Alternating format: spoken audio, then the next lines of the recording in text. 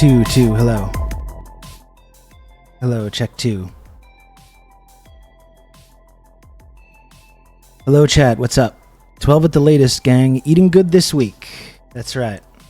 We're back on track. We're back on track, folks. How are you doing?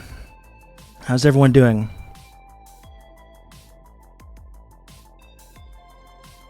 How are you?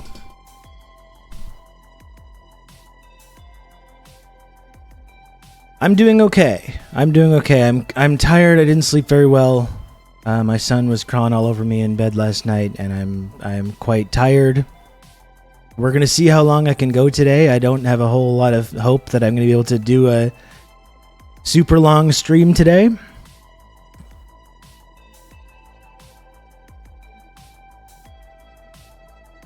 I also just got news that my cat, Momo, who I'm not living with, is having health problems and had to go to the vet, and there's some stuff going on with that as well. So, I'm preoccupied with that as well. Oh shit, let me turn this on.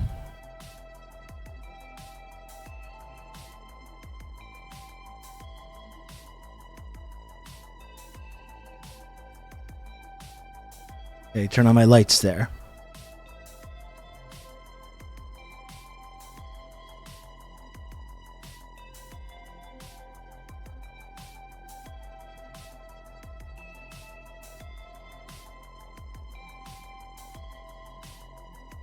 Get well, Momo. We're wishing the best for Momo. We're wishing the best for Momo. I don't know. I'm kind of waiting to hear news about that. We'll see how it goes. We'll see what's up. Momo's up in the chat. Hey, Stu, how's it going? I was going to power through it and have my Diet Coke here.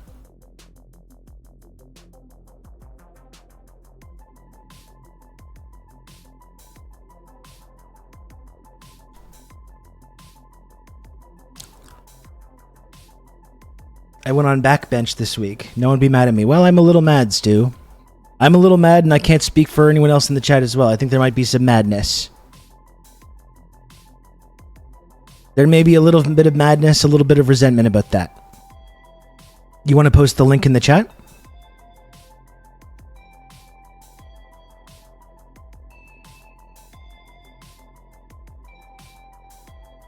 Got plenty of ness, but no mad. I don't know. I'm a little bit mad.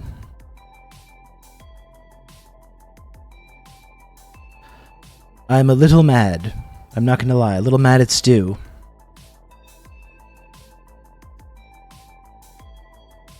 There we go. There's the link for how Polyev will win your vote.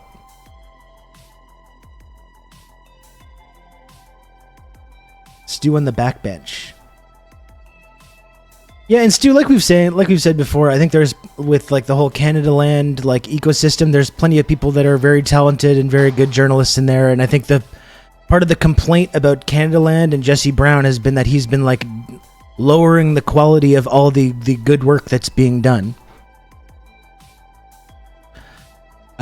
So I don't doubt, Stu, that your appearance on the Backbench podcast is good. And I think people should probably give it a listen about Polyev's summer tour.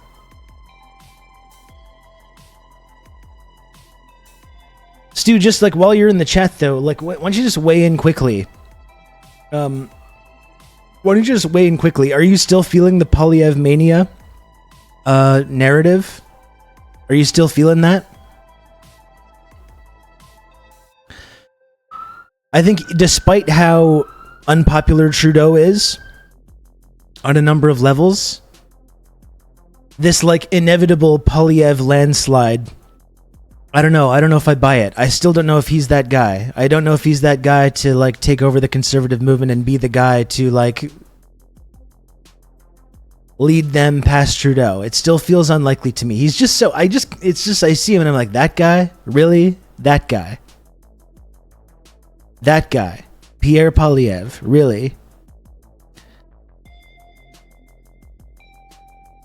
I'm still on my Pierre is too off-putting and weird stance. He is off-putting and weird. It's true.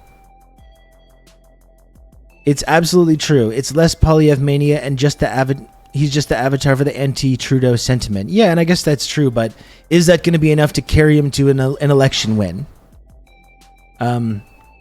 When that moment comes. They probably said the same when Harper first showed up. Yeah, certainly. I feel Harper was still less off-putting. Harper, even though he seems like a reactionary Lego man, he still seems like way more of a normal guy than Pierre Polyev, who just seems like a creep. It exudes from his pores. He's just a creep. He's a little creep. It's whether Polyev can maintain the anger for another year. Yeah, and that's the thing. It's tough to maintain that. He kind of like rose to that position on this like real wave of kind of popular sentiment. He was getting kind of a sweetheart treatment from the media, I think, as they were framing all his economic ideas as being like, oh, he's speaking to the economic coffee table issues, kitchen table issues, this kind of stuff. Is he going to be able to maintain that? That's the question. These numbers on Polyev's recognizability are also interesting.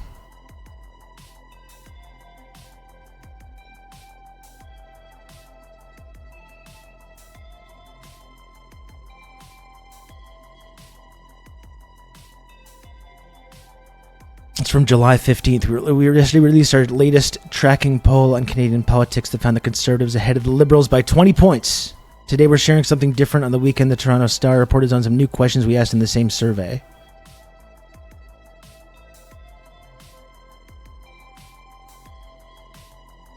There's a lot of discussion about whether a cabinet shuffle will or won't change Liberal fortunes. Here, let's just skip to the results. Federal party leaders. Only 2/3 Canadians recognize him, and only like 44% of those people actually like him. And I feel like that's high. 44% is high for Pierre.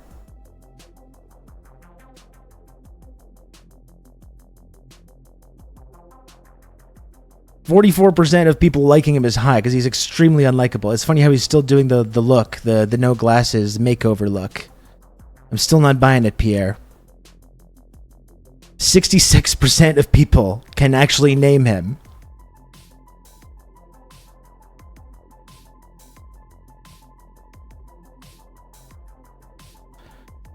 %44 recognize, 43% do not recognize.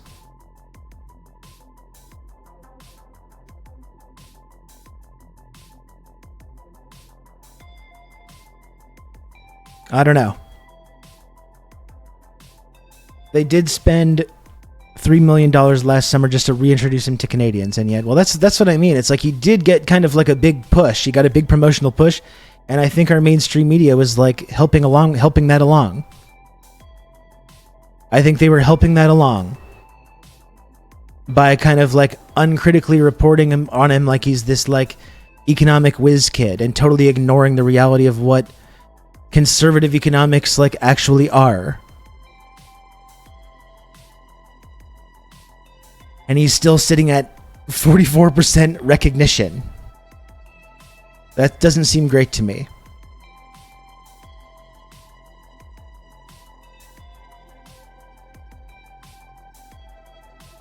That does not seem great.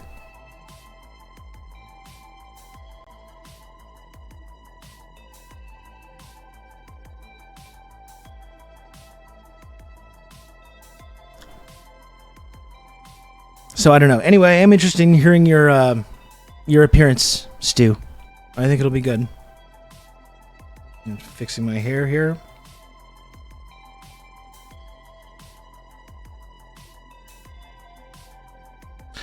Still not good. I don't know. We're kind of struggling.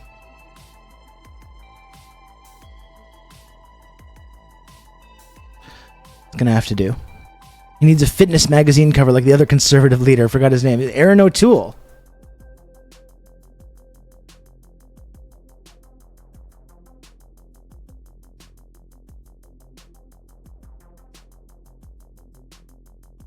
Canada's recovery plan. I can't believe this guy didn't win in a landslide. Like, really?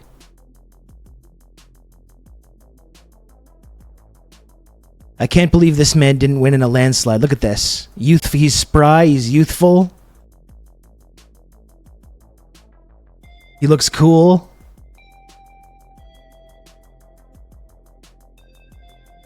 I don't know what the problem is. I don't know what the issue is.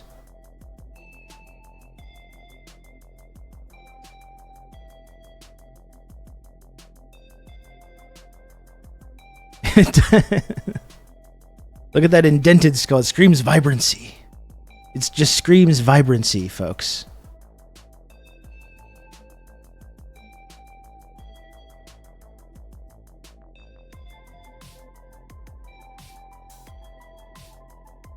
Oh, well, I'm interested in hearing your appearance, Stu.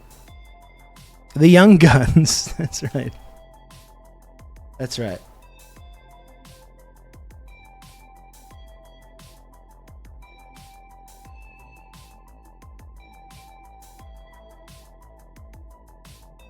Maybe Jeremy Corbyn will move to Canada and start running the NDP. Somehow I doubt that. Somehow I doubt that that's going to be what's going to happen.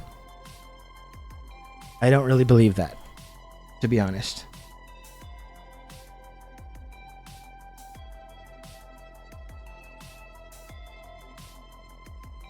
You should run the NDP, Rob. Yeah, I agree with that. I think I would do a pretty good job. I would have them whipped into shape in no time.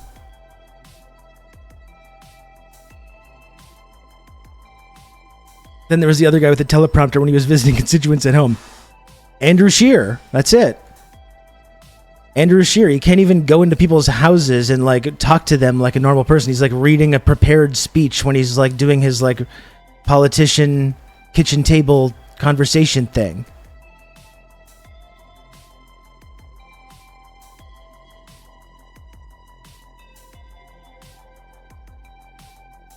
You know all the Canadian politicians. You've been watching this show for a while, Dakadoon.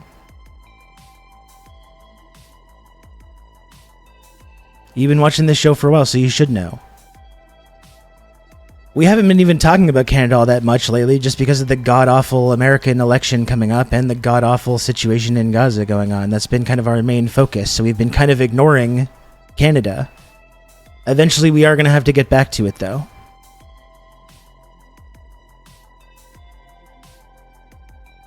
There is a quiz at the end of the season. That's correct.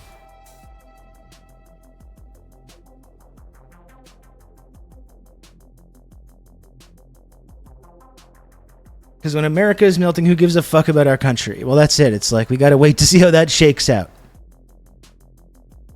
It's not like that's not going to affect everybody. Everywhere.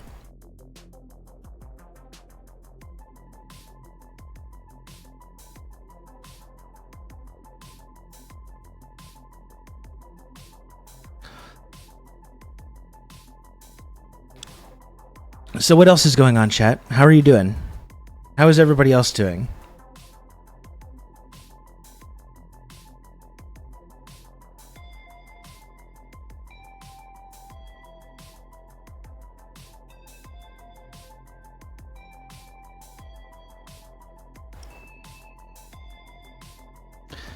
Did you hear Trump complain that America doesn't have bullet trains? Yeah, we're going to have to look over some of the clips from this Spaces thing. We are going to have to. The UN says Canada is doing slavery. Oh, good. Good.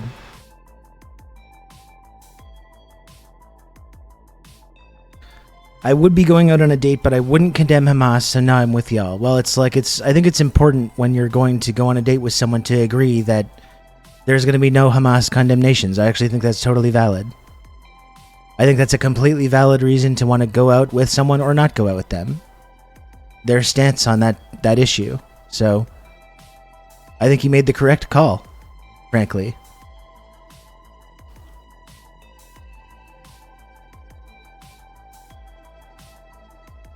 Oddly silent about doing anything about it. Well, let's just get into this shit. Again, I don't know how much time I have to talk today.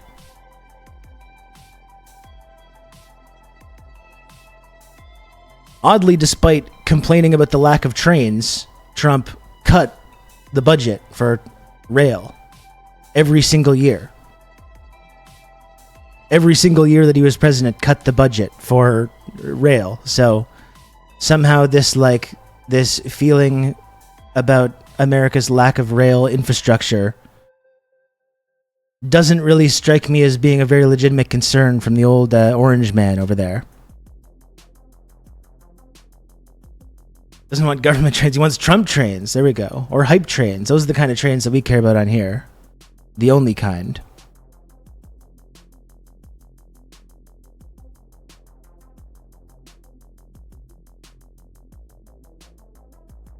We have the best trains.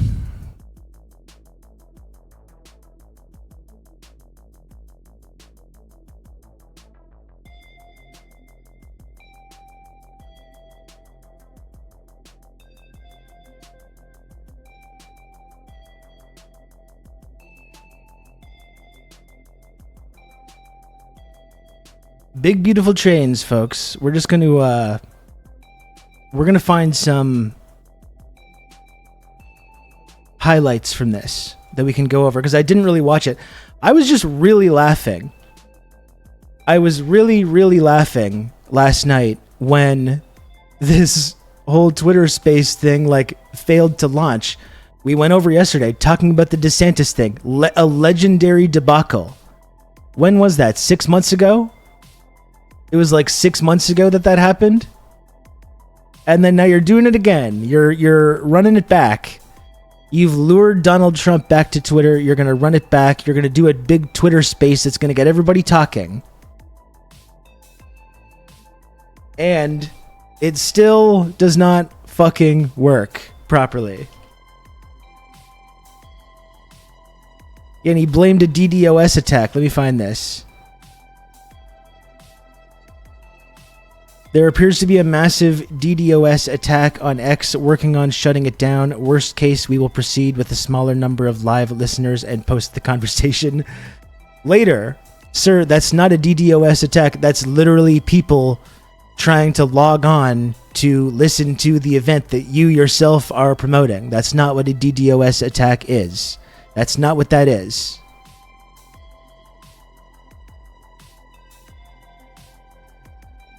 What the hell? What the fuck? And then you have incredible scenes like this with Bill Ackman saying please let Elon know we can't join.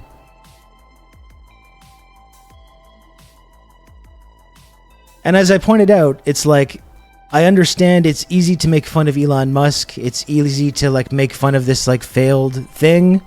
You know, I get it. I agree. To be fair, the technology to broadcast an audio-only broadcast to, a couple 100,000 people, this technology just doesn't exist. Elon Musk is having to invent this technology with his bare hands. He's trying to innovate this technology with his bare hands. And we're here mocking him. We're here laughing about it.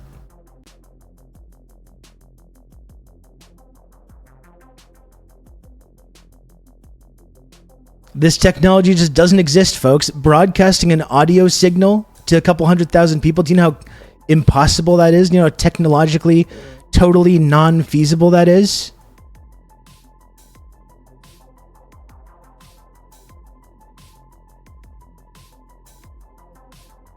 Real talk, and we actually call Elon Elonon now. I love that as his new name. I don't totally get it, actually. I don't really understand.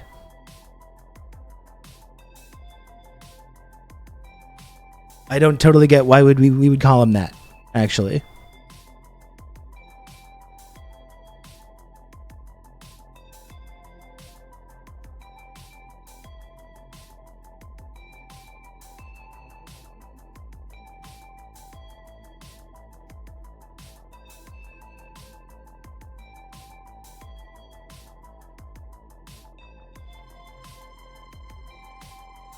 Let me see if I can find some highlights here now.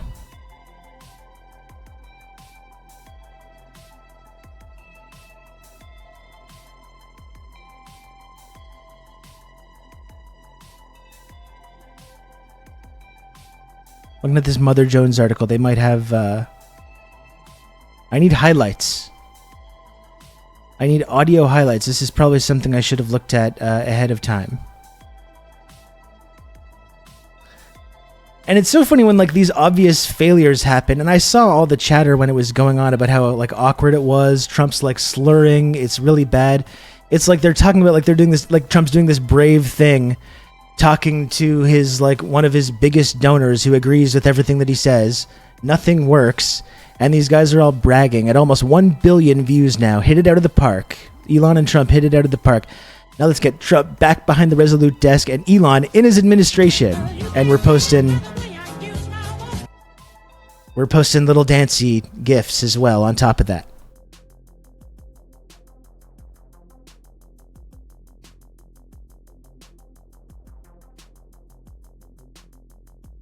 They're still doing the masterful gambit, sir, thing. They're still doing that. They're still doing that each and every time. He like obviously fucks up and obviously betrays his total ineptitude and his total ignorance. The pictures of him talking into a Trump were pretty funny. There's the whole thing about views as well, which are totally just juiced. Totally fake numbers. Like if 980 million bots click on something, or if one person clicks on something for 1 second, it counts as a view.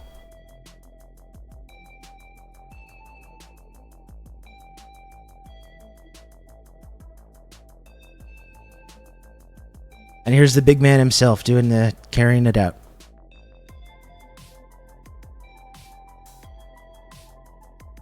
There he is.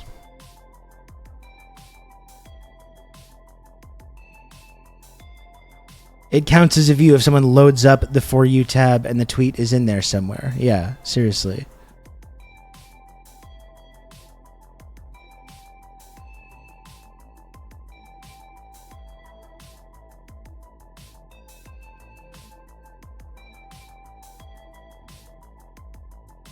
It's so funny because like I'm reading look at the tweets from this, like I'm just searching for Elon Trump space, and it's all just like there's some people making fun of it, but there's so many like Kamala HQ and Elon and CNN are in full-blown panic mode after the 1 billion views X space with Elon and Trump interview, breaking the internet.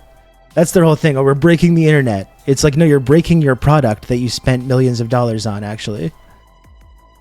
That's what's actually breaking. Like, it's honestly remarkable.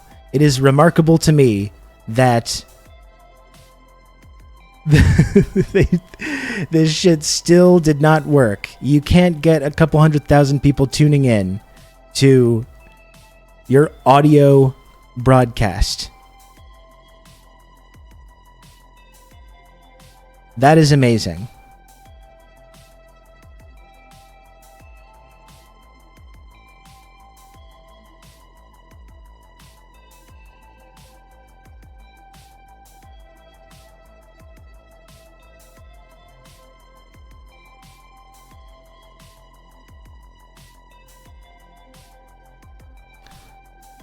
Actually, it was over 1 million.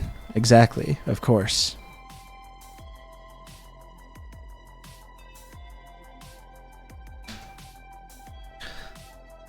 I think the only, like, one of the only accounts that was actually,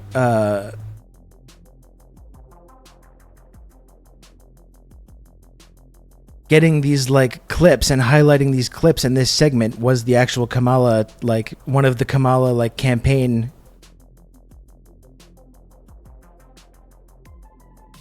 accounts.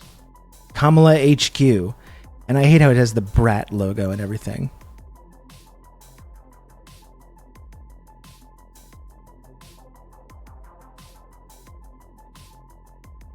There was also apparently Trump slurring his words a lot.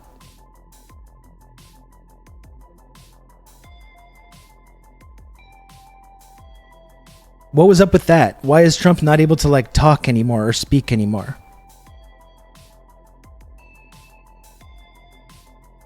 What is happening there?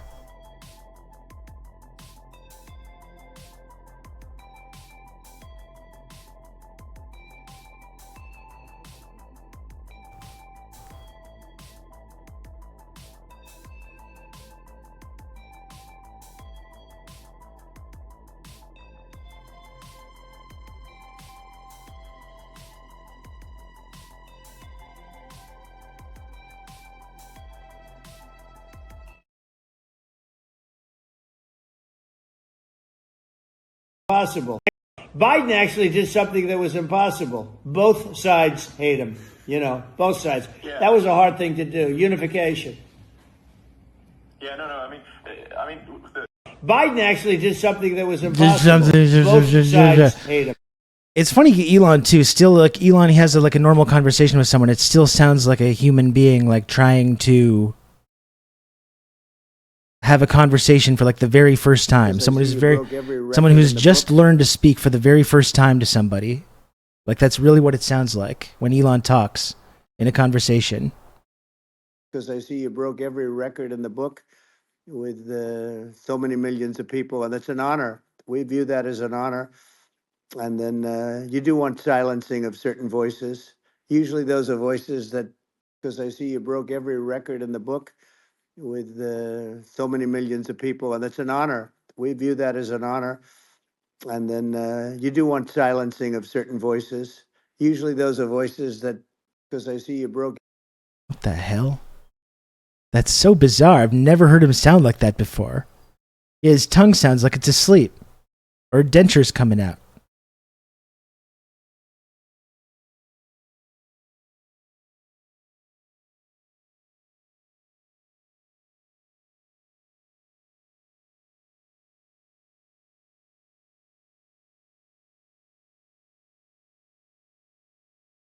Obviously, everybody understands that somebody that building should have been covered, and yeah. I mean, that was the I think big that thing. like Obviously, everybody understands that somebody that building should have been covered. I have never heard him sound like that before. Took his meds too early with the delay.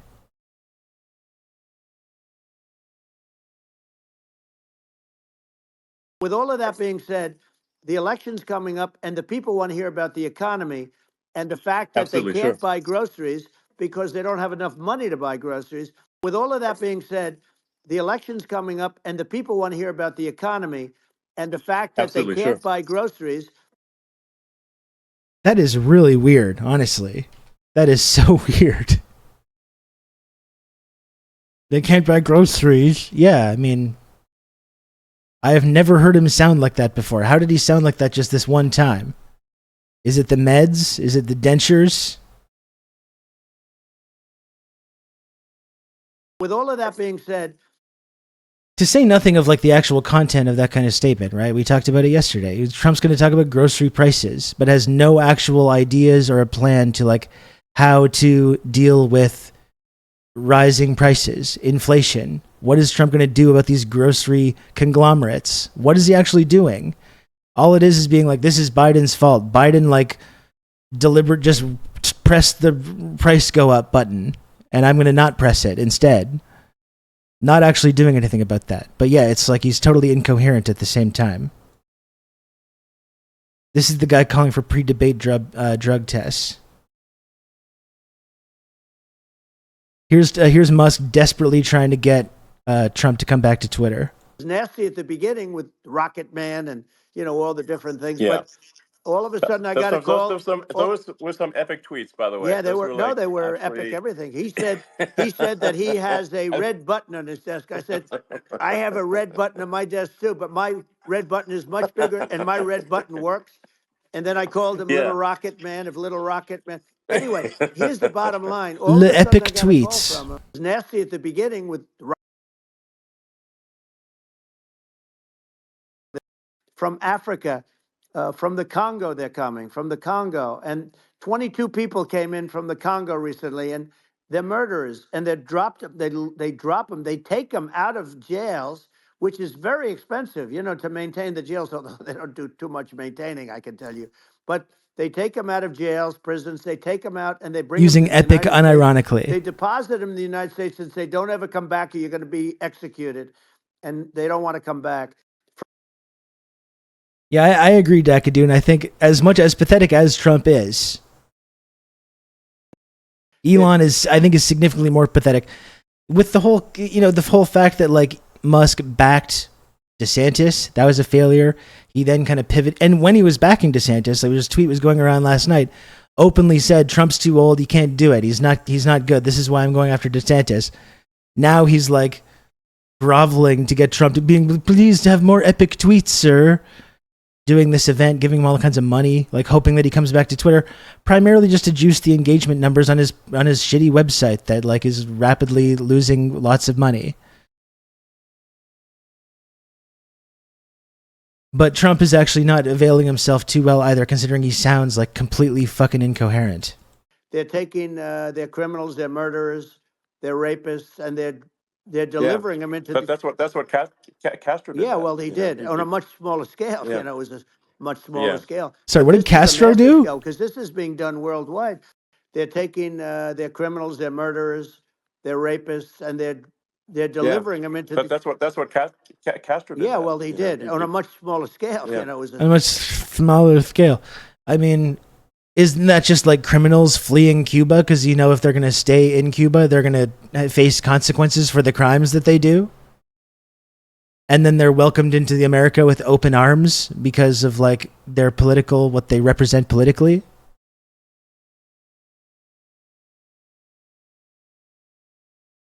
If that's Castro sending them to Cuba, like maybe there's some truth to that. The fact that like they had to leave because they were fucked if they were going to stay there. Justin's dad just wouldn't do that. We know exactly. coming from Africa. They're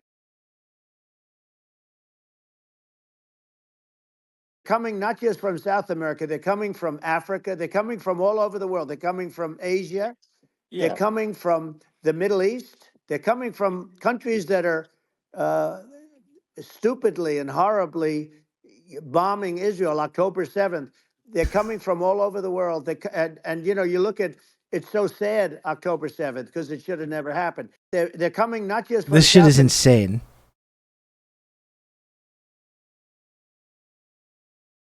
Yeah, and people are saying it's audio compression. I don't think that's what it is, though, at all.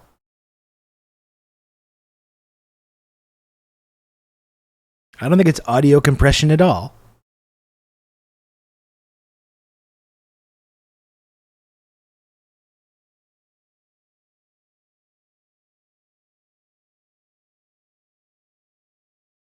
Yeah, by the way, congratulations. I Yeah. just looked at the number of people that are listening to you and I chat. We'll call it a chat. But congratulations. This is very good. I mean, it's great. And you're an interesting character. You know, by the way, congratulations. I just looked at the number of people. Remember Trump's old like tweet, like he came and begged me like a dog. You know, Absolutely humiliated and Elon, talking about how pathetic he is.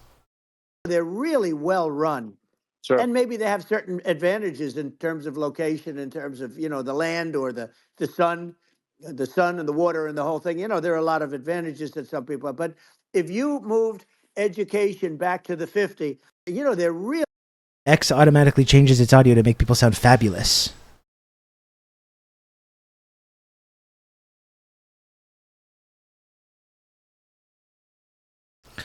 And there are some clips here from the sort of Kamala HQ. They immediately, so you know, this space went well when he sounds like shit. It doesn't work, and you immediately just like give a bunch of oppo to your opponent. That's how you know you've broken the internet and it's gone really well. It is pretty slick how they keep using this image of Trump as well. You know, the biggest threat is not global warming, where the ocean's going to rise 1/8 of an inch over the next 400 years. And you'll have more. I don't think that's the science. Right? The biggest threat is not that. The biggest threat is nuclear warming. You know, I don't think his science checks out on there on the rising of the oceans there. I don't think that checks out.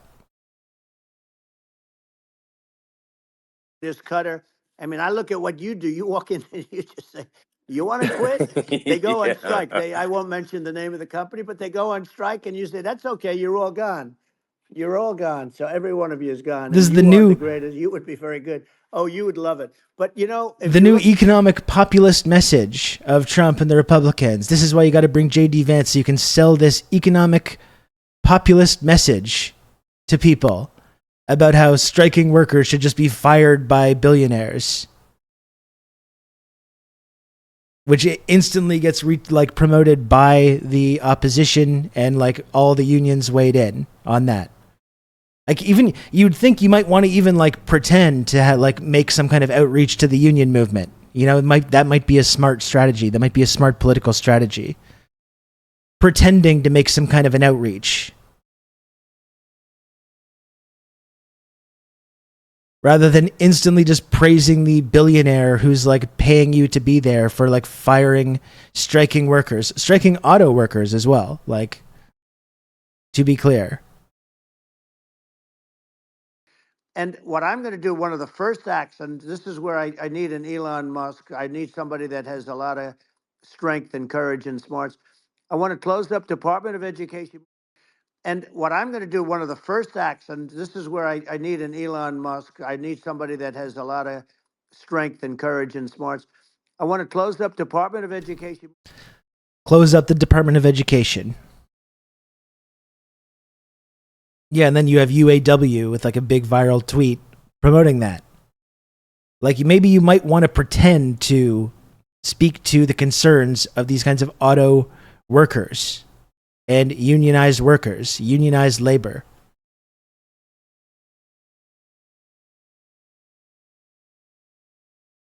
Is this good?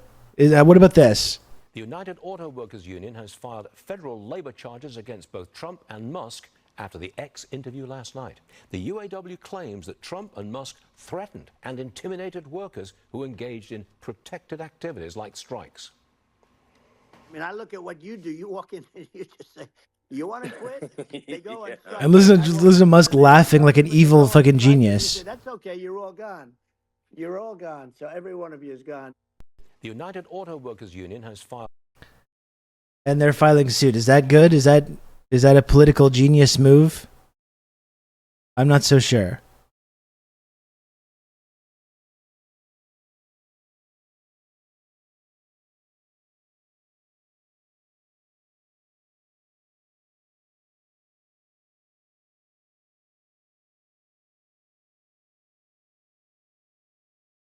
Did people really listen to that for 2 fucking hours? That's like pretty incredible.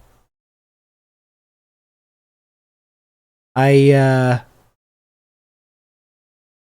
commend your bravery, anyone that like sat through that for a significant span of time, because it is not good.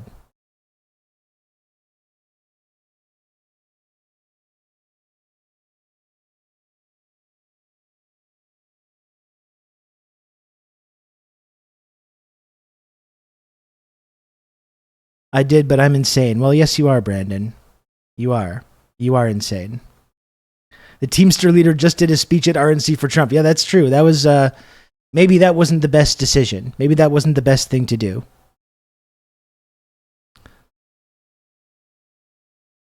And even imagine being a billionaire and even wasting your time worrying about shit like the election or posting. Yeah, well, when your brain has been turned to mush by your own website. This is funny because it's two guys that like could have had everything going for them, that had major detriments to their mental stability and their mental health and like their standing in the world by getting their brains melted by posting on twitter.com. There's something kind of like beautiful about that in a way.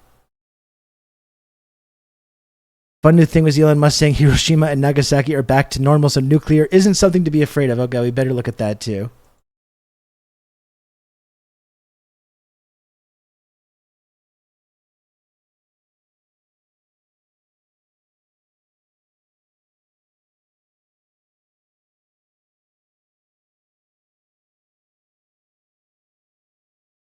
Is there a clip? I only see text. I haven't seen a clip from it. The Twitter is the real equalizer. It's true. Musk says Hiroshima and Nagasaki were bombed, but now they're full cities again. That's great. That's great, says Trump. Musk, yeah, so it's not as scary as people think. I don't know. I feel like it is scary. I don't think that is accurate.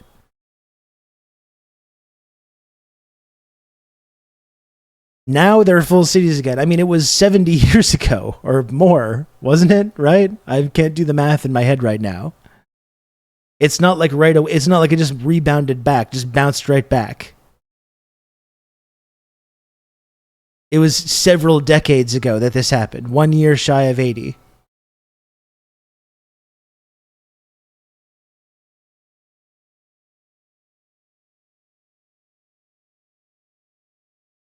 Another great moment. Musk, it's not even dangerous in Fukushima. I actually flew there and ate locally grown vegetables on TV to prove it. And Trump says, yeah, but you haven't been feeling so well lately and I'm worried about it. Good. Very good. Very nice. I still don't know if this is a joke or not. I haven't seen an actual clip here. I have not seen an actual clip of this. What is this, St. Lotus?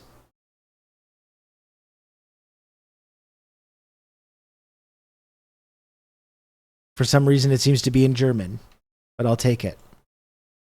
Coming from Japan, I'm like, no, that's crazy. It's so like after Fukushima happened in Japan, like people were asking me in California, you know, are we worried about like a nuclear cloud coming from Japan? I'm like, no, that's crazy. It's actually it's not even dangerous in Fukushima. I actually flew there and ate locally grown vegetables on TV to prove it. And I donated a solar water treatment, a solar powered system for a water treatment plant. And yeah, but you haven't been feeling so well lately, and I'm worried about it. No, but I mean, I'm only kidding. It's fine, you know. It's like he's got jokes. You know, sorry, Diego, it's really quiet. That's as loud as it can go. But now they're like full cities again, so right. it's really not something that you know. That's right. So it's not as scary as people think. It was real. Yeah. I thought maybe it was fake because it's so fucking crazy. I thought maybe it was not real because it's so absolutely insane.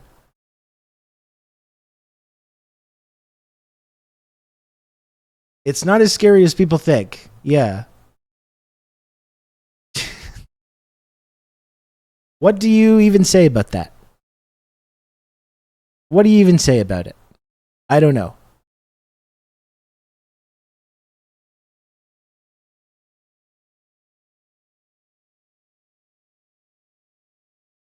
I really don't know.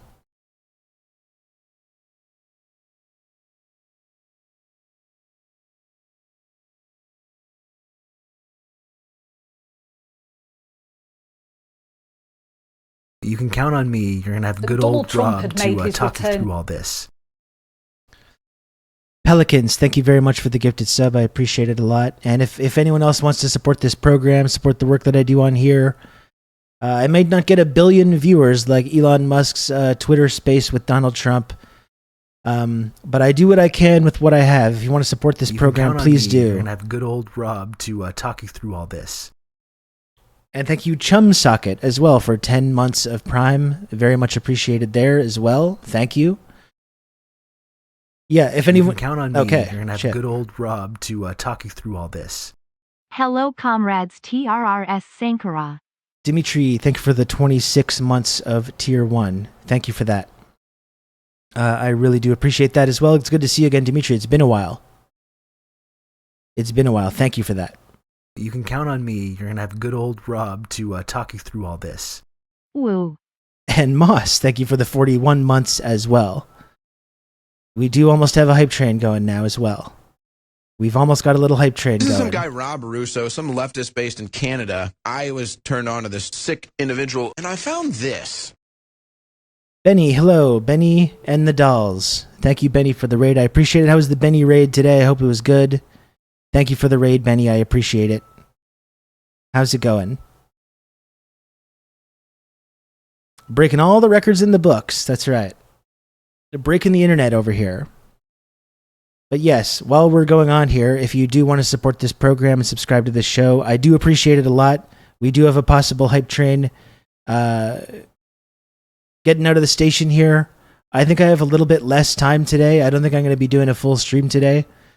So if you can, please do subscribe. It really helps me out a lot if you can.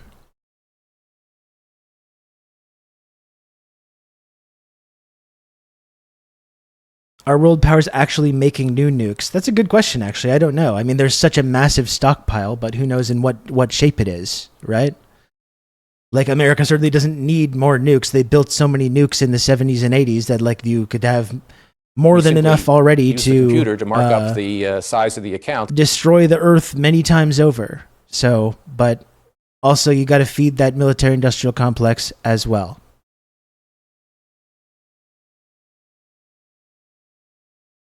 This MF said, how was the Benny raid today? No, I don't believe I did say that. I don't think that's accurate. I think that's fake news.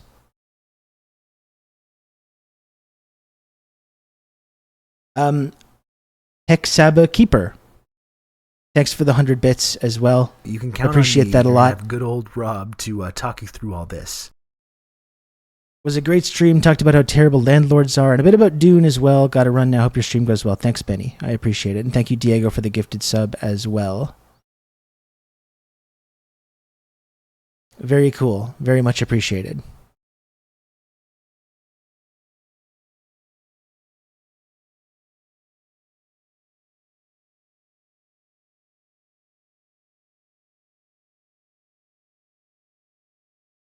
Okay, so we do have this hype train going. I'll remind people once again. Use the computer to mark up the if you size can, of the account. If you can, please do subscribe. Dimitri, thanks for the 300 bits. I'll get back to, we're talking about this Twitter space bullshit right now. If you can subscribe, please do. It really does help out a lot. I have a limited time to work with today. So if possible, please do subscribe. I don't think I want to take a whole segment here to do a call to action.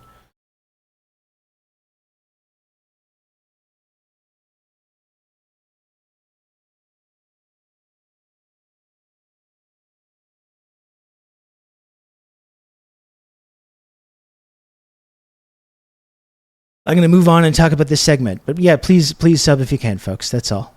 I'm almost back at 600. I'm 9 subs away from getting back to 600. It's been a long climb out of the hole that I dug for myself, taking a bunch of time off this summer. So every little bit helps. It really helps me out a lot. It helps keep this show on the air. To X, formerly Twitter, Donald Trump had made his return to X, formerly Twitter, just hours before this interview took place. He issued a flurry of different postings, one of which was to look out for this. Talk you through all this. Risk and Verse, thank you so much for 5 gifted subs. Really, really appreciate that. You're going to have good old Rob to talk you and through for some all reason, this. not the batch alert again. For some reason, not the alert. You can count on me. You're going to have good old Rob to talk you through all this. Maybe it's going to do the thing where it does all 5 and then it does the alert. I thought we had gotten past this, Twitch. I thought we had gotten past this, Streamlabs. You can count on me. You're going to have good old Rob to talk you through all this. Apparently not. You've just become an elite member of the Friendship Triangle. There it is, Risk Inverse, one of the truly elite members of the Friendship Triangle. Thank you, Risk Inverse. I appreciate it. Okay, so Pelican says they are making new nukes. Nukes have a pretty tight maintenance requirements, so they need to be updated and modernized fairly often. The Chinese are also building a bunch of new warheads, and I imagine the Israelis would be, but they don't say anything about their program. I do the economic side, not engineering, so I'm not sure about the technical specifics of why they need so much maintenance. I mean, I guess it is kind of dangerous technology to be sitting around in these like dank underground tunnels being not taken care of. Maybe that has something to do with it. Probably a little unsafe to do.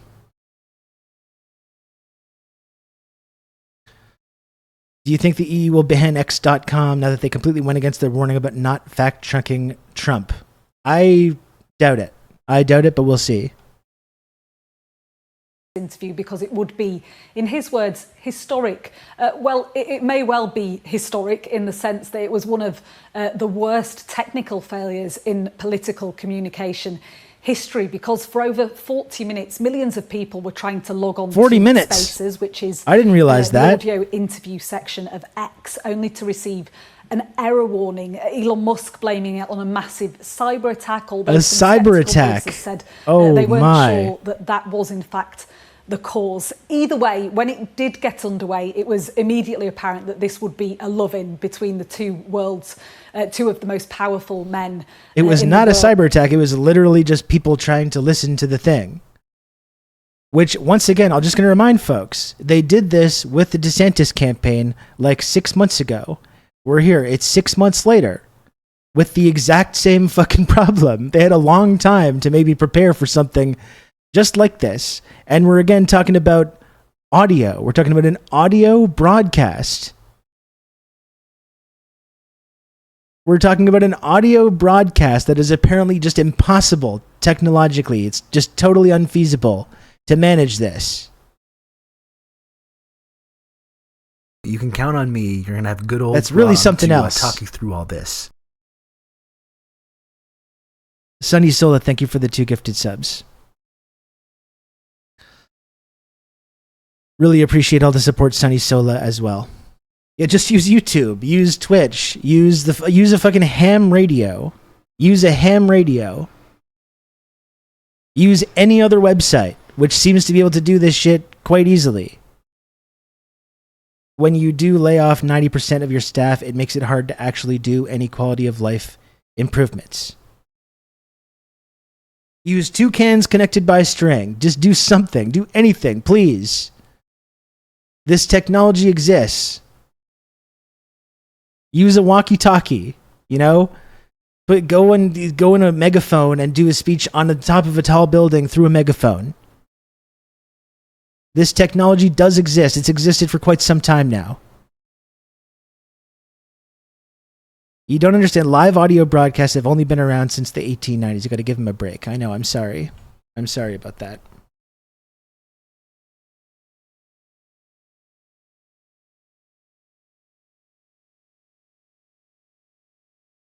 I'm sorry about that, folks.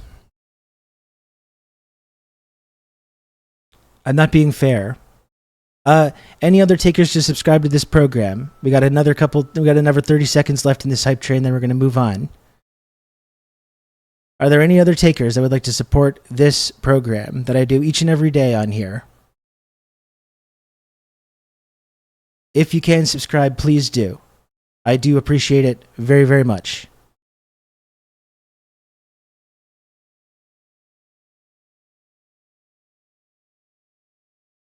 Elon Musk said this won't be a normal adversarial political interview. This will be a conversation, in his words, You designed can count on me. to You're open have the good It was a old Rob conversation. to talk you through all this. We're having conversations.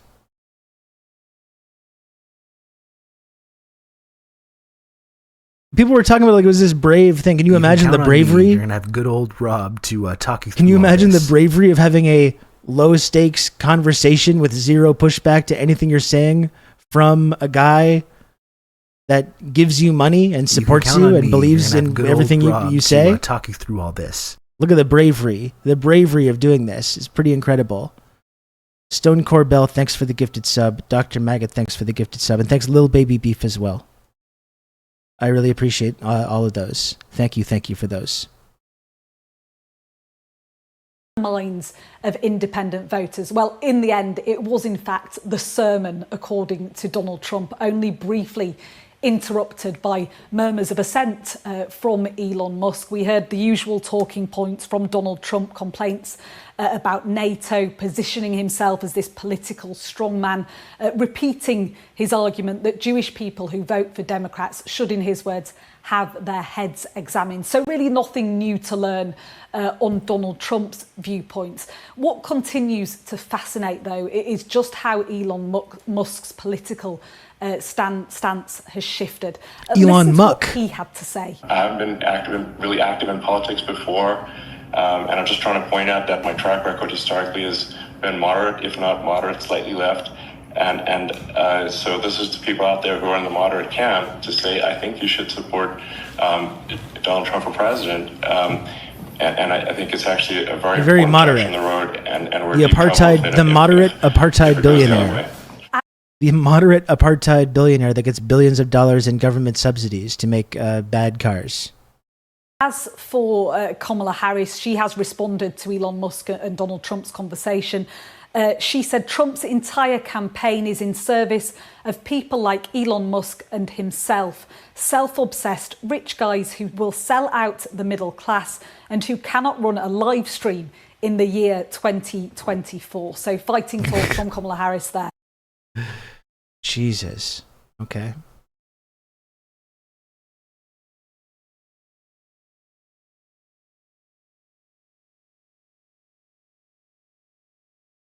Oh, here's where he pitched a role in the administration. Elon Musk hosting a conversation with the Republican presidential nominee Donald Trump on Musk's social network X.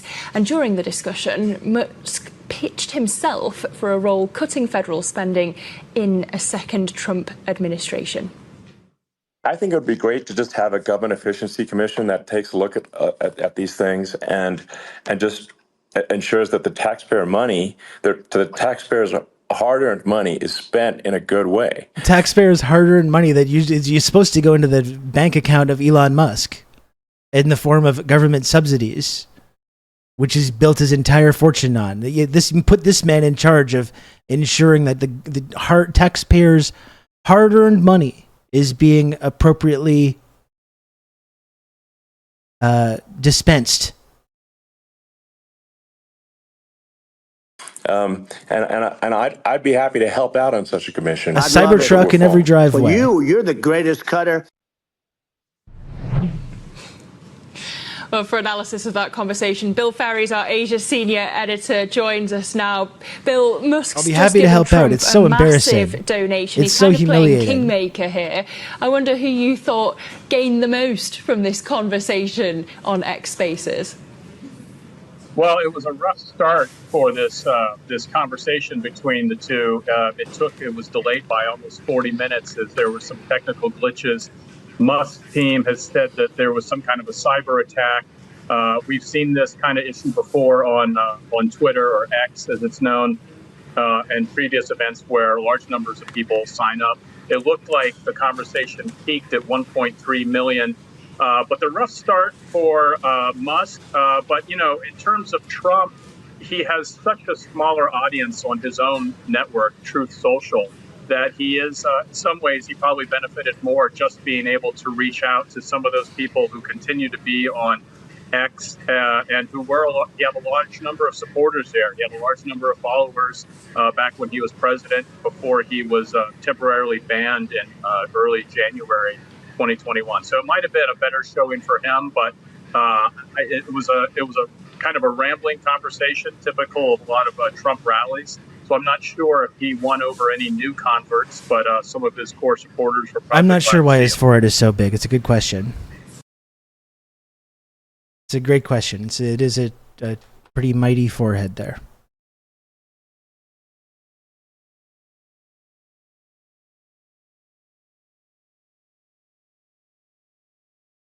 Here's stuff on the assassination attempt. Live X Spaces event, Donald Trump. I saw this as well. Elon was really trying to promote the idea that it was kind of like a deep state conspiracy, and Trump refused to take the bait.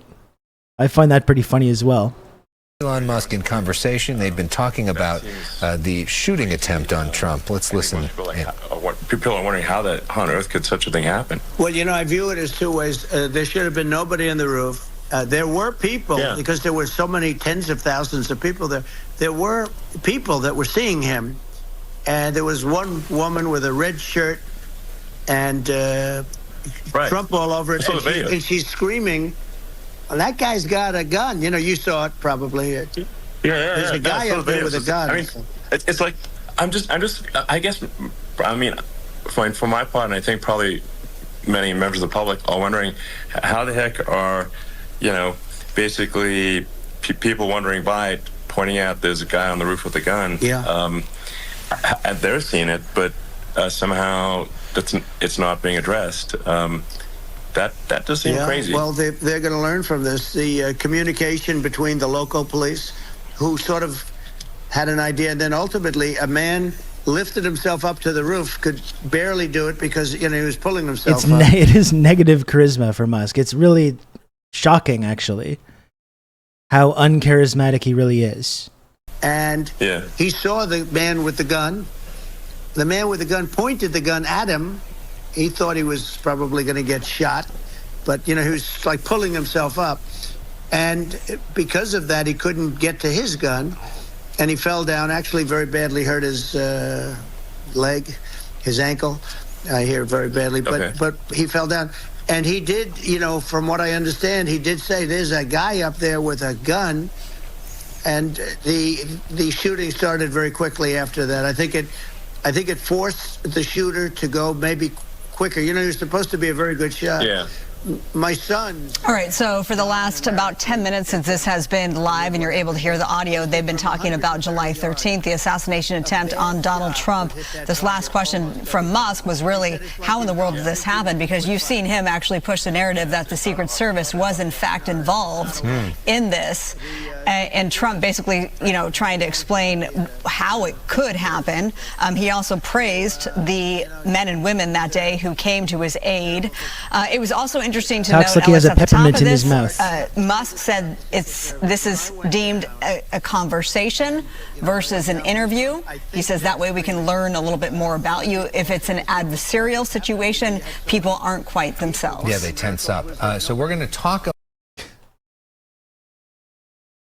Which is funny because Trump is actually pretty decent in those adversarial interviews. That's one kind of funny thing about that, right? Oh, it's a conversation. It's not adversarial. If it was, Trump would probably have actually come across way better.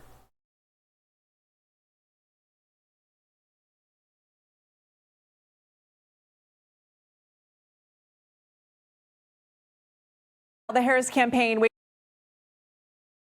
wasted no time firing back at Trump after his interview with Musk. In response to the live stream on X, the Harris campaign released a statement saying, quote, Trump's entire campaign is in service of people like Elon Musk and himself, self-obsessed rich guys who will sell out the middle class and who cannot run a live stream in the year 2024. Joining me now for the latest on the Harris campaign is CBS News campaign reporter Aaron Navarro. So, Aaron, a little bit of sass. I would be celebrating the sassiness if they weren't doing genocide right now. I would be much more willing to celebrate the sassiness. With the campaigns, what are you learning? What can you tell us?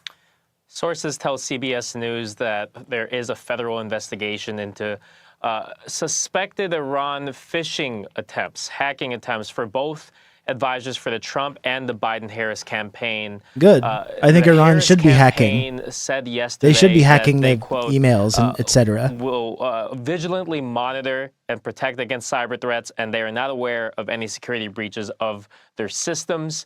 Reporting has shown that this attempt happened earlier in the summer before President Biden decided to withdraw his candidacy, but we'll be watching it and seeing how the story develops in the next coming weeks. Let's talk about Harris's schedule as well as Walz's schedule. Again, I would be much more willing to like dunk on this and celebrate Harris, like, using this oppo and like putting together this possibly winning campaign. Like we've talked about the stench of death around the Trump campaign. Would be much more willing to celebrate that if they weren't engaging in an ongoing genocide right now at this moment, state polls with showing no Kamala signs of Harris stopping. Gaining on Donald Trump. One prominent election forecaster now has Vice President Harris as the slight favorite to win the White House in November. Nate Silver, formerly of the website 538, now has his own Substack called the Silver Bulletin. Nate has just released an updated forecast that has the vice president narrowly favored to sweep the three Midwestern blue wall states and to carry Nevada. A sharp turnaround, of course, from where Nate had the race just a month ago. That is a sharp Trump turnaround. As a more than 2-to-1 favorite to beat Joe Biden. And Nate Silver joins us now. The metaphorical stench of death is superseded by the literal stench of death. Yes. Everything. And we'll get to that in just a moment. Nate, it's so good to see you. Absolutely. Repping the Yamamori Giants this morning. Yeah, too. try to have a little fun. Up bright and early. Sadahara Yeah, Hall, fully Hideki endorsed the school Matsui attack. Also played for the Giants. Yeah, Jesse Barfield, Gabe Kapler. Gabe Kapler, a favorite of mine. Also, Gabe Kapler spent 1 year in my fantasy baseball league as an owner. He didn't do very well. Oh, he was in your league? He was in the league. Okay. Well, we love the hat. Let's talk about your forecast, For though. sure. First, so there's been a lot of talk about a vibe shift since Joe Biden got out of the race. You don't deal in vibes, you deal in data. For sure. So what are you seeing since then? We've seen momentum for Harris with her rising consistently to about a 2.5-point lead in national polls. And more importantly, being a little bit ahead in Wisconsin, Pennsylvania, and Michigan. And so what is, to what do you credit that? Is it women who are moving over toward Kamala Harris? Is it swing voters who say they've made up their how's it minds? going? Or how have you changed your forecast? I mean, Donald Trump is not a very popular candidate, right? He lost the popular vote twice, lost the Electoral College last time. She has, I think, overperformed, I think, most people's expectations. But Democrats are actually pretty good at winning elections, right? They won in 2020. They had a good 2022, a good 2018. So maybe just a league average or league average plus Democrat is good enough to beat Trump. Although remember, the Electoral College has twice in the past 6 elections gone against Democrats when they won the popular vote. And the polls have been in error a couple of times, right? We saw Trump overperform his polls by a pretty wide margin the last time around. So that's why it is. I mean, if you're a poker player, then 54-46, that's an edge that you take. But for all intents and purposes, 50-50 jump ball toss up. So certainly, I mean, you're dealing with numbers, you're dealing with the data, but you must get frustrated at times where people are yelling at you because of, especially in a moment like this where it's so tumultuous. We were just reminiscing. I mean, got some Trader Joe's peanut satay nudes. Pretty good. You know, that President sounds nice. Biden bowed out of the race only just over like 3 weeks ago. Things change so fast. That's just got to make everything you do harder. Yeah, you don't usually have this much news compressed into this cycle. And now, of course, you have the DNC and then a debate. I mean, in some ways, this week, we're removed from the RNC. It's no longer such a shock that Harris is a candidate. It's crazy. Had the weird attack, had them triple down on all the Project 25 shit after weeks of trying to get away from it. It's honestly shocking how well that all worked, that entire attack line. This week might be an interesting one for polls for a baseline before this next series of major hurdles in the race. So you have Trump as a slight favorite in Arizona, Georgia, and North Carolina. Yeah. What about Nevada? That had been a state Democrats were very worried was getting away from them. What's changed there? That state is now very slightly lean Harris, and it's the most emblematic of where Biden was struggling, right? I go to Nevada a lot for gambling purposes, but it's very working class, and it's also very diverse, right? You have a lot of Asian American, Black American, Hispanic American, working class people, and they are people who have moved away from Biden. And now the polling change there is dramatic. It was like +6 Trump, and now it's like +1 or 2 Harris, maybe more than that in some polls. So that shows you where her comparative advantage is. And so the policies aren't very different, obviously, from Kamala Harris to Joe Biden. So is it just enthusiasm? Is it putting to bed the age issue? I think it's 80 or 90% the age issue. I mean, voters said consistently, this is the number one problem. I mean, Biden's approval ratings have gone up a little bit since he dropped out because people just thought it was not responsible to run to president until he was 86. So, I mean, look, she has other issues. I mean, inflation and the border. But, you know, they've more than doubled their chance of winning the election overnight. And that's a pretty remarkable thing to do in the span of this crazy month that we've had. And Claire, so just, again, this is just a moment in time. It's still August, 3 weeks now since Joe Biden dropped out and handed the baton effectively to Kamala Harris. But it has been extraordinary for all should we have an open convention? Should we let these governors get in? Who should it be? How quickly this party has not only rallied around, but been incredibly enthusiastic about Kamala Harris. Yeah, it's been really fun. He does look better than he used to. I guess being rich helps. Very worried about Donald Trump. Okay, let's get Claire McCaskill's. And you know what's really interesting? Let's get Claire McCaskill's. Claire McCaskill to weigh in. Yeah, I don't think so. Yeah, he does. He does look better, but I think just being very wealthy will do that to you. If you're very wealthy and then you know, have the ability to spend money on like looking like a decent person. Because Nate didn't used to be a very handsome man, I gotta say. He didn't used to be. Did somebody say there was a metaphorical stench of death around the Trump campaign, but a literal stench of death around the Harris campaign? That line hit. I mean, like, that's what it comes down to, right? Like, that's what we were saying. It's like it would be fun to dunk on all this shit and celebrate to a certain extent the bad guys losing and the bad guys having, you know, it's fun to see people like Donald Trump and JD Vance fall on their fucking faces, and Elon Musk, and seeing them fail and seeing them lose. It would be a lot more fulfilling and cathartic to celebrate that if the opposition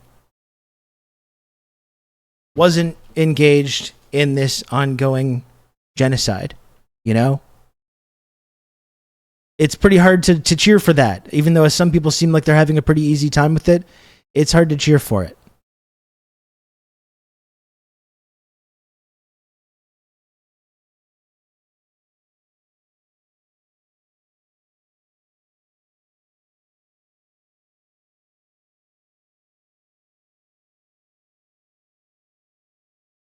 Yeah, this is the Onion doing it a couple months back. Changed the names around a little bit, but it's the same sentiment. Jubilant reaction to Trump defeat quickly soured by news of Biden win.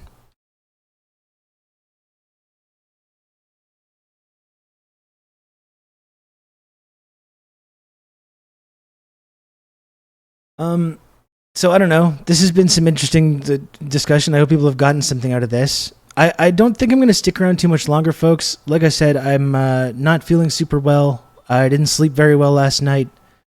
I got some cat issues happening that I kind of have to check in on. So this might be it for me. This might be just a quick stream today, but I can try and come back tomorrow for something a little bit more substantial. Sorry, I know some of you just showed up, and I apologize. I apologize for that.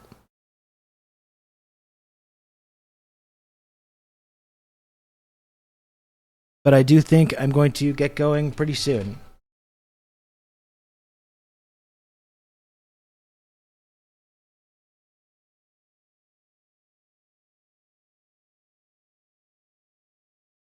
But I was glad to be able to take some time and get in here and talk with you folks a little bit. And cover this whole debacle that took place last night.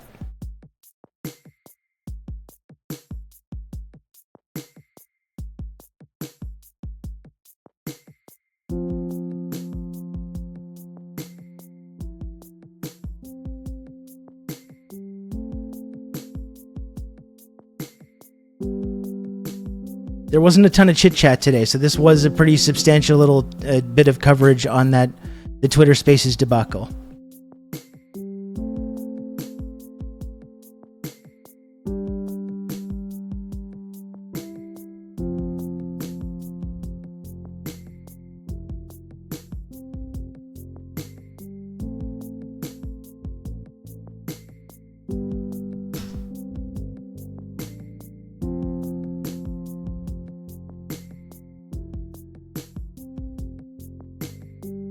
It's my pleasure, Risk-Inverse, and thanks for all the support. Thanks for the support, everyone, and thanks for tuning into this program today and every other day.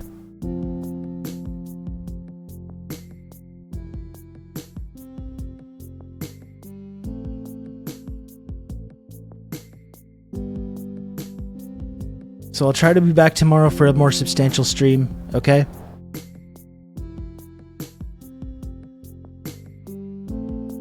We're also going to be recording an Insurgents podcast tonight as well, so that'll be out tomorrow as well.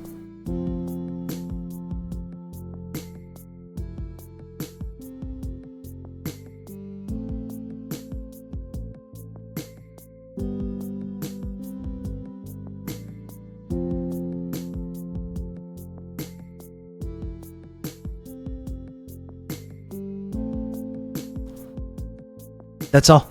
That's all I got, folks. Hour 20. We made it an hour 20. Not so bad.